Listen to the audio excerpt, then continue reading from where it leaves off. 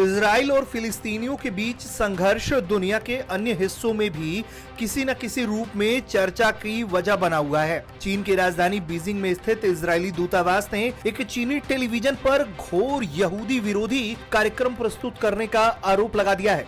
Israel के तेवर इस कार्यक्रम के बाद से चीन को लेकर तल्ख हो गए हैं। इजरायली दूतावास का आरोप है कि चीन में सरकारी टीवी चैनल सीसीटीवी ने गाजा पर एयर स्ट्राइक को लेकर चर्चा के दौरान एक परिचर्चा का एक कार्यक्रम प्रसारित किया जो कि घोर यहूदी विरोधी था।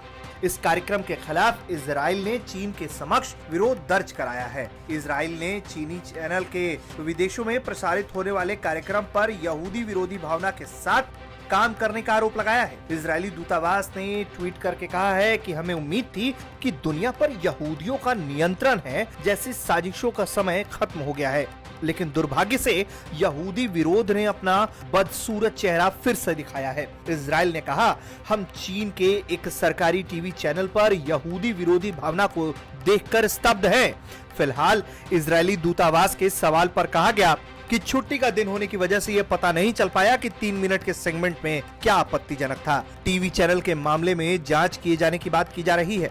दरअसल मंगलवार को सीजीटीएन चैनल पर एक एंकर ने सवाल किया कि क्या इजराइल का अमेरिकी समर्थन वास्तव में साझा लोकतांत्रिक मूल्यों पर आधारित है। इस पर कुछ लोगों का मानना था कि अमेरिकी विदेश नीति इजराइल के समर्थन में इसलिए दिखती है क्योंकि वहां के नीतियों और निर्माताओं पर अमेरिका के धनी यहूदियों और उनकी लॉबी का खासा प्रभाव है। एंकर का कहना था कि यहूदी कारोबार और इंटरनेट की दुनिया में हावी हैं। कुछ लोगों का कहना था कि हो सकता है कि यहूदियों की मजबूत लॉबी हो। टीवी चैनल के एंकर ने अमेरिका पर अपने कट्टर प्रतिद्वंदी चीन को मात देने के लिए मध्य पूर्व में इजराइल का इस्तेमाल करने का भी आरोप लगा दिया। एंकर ने यह भी कहा कि अमेरिका अरब देशों को मात देने के लिए छद्म अभियान चला रहा है।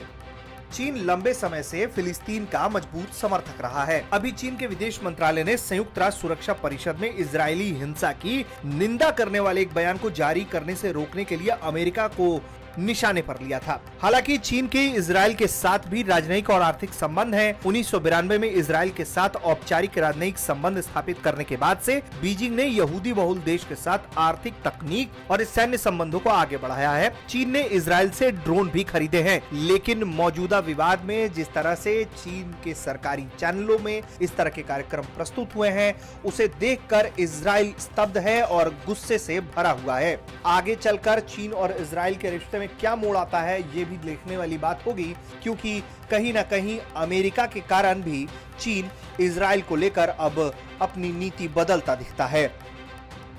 ब्यूरो रिपोर्ट, भारत तक।